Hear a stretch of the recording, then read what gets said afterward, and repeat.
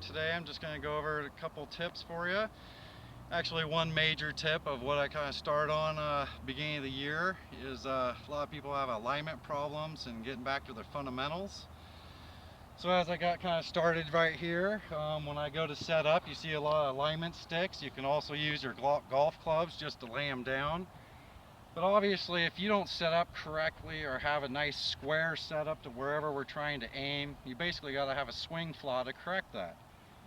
So what I do in a lot of my lessons, especially at the beginning of the year when people are just getting back into it, is start out with the fundamentals. Obviously, you need your good grip and your good stance.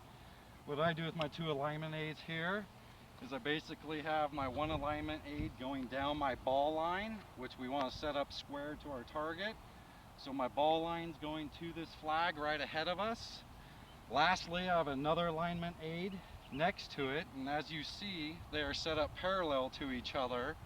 And in golf, when we want to set up and we say set up square, we're basically setting up on a train track. So wherever my club face and my ball line is going, my foot line is going to be aiming just left of that to keep me square to my target.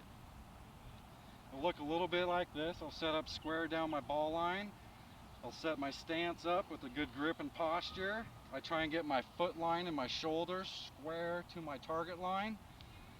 What we want to not do is if I take my foot line and all of a sudden if I line my feet going down my ball line to the flag, all of a sudden you notice my lines are crossing. I am not square anymore.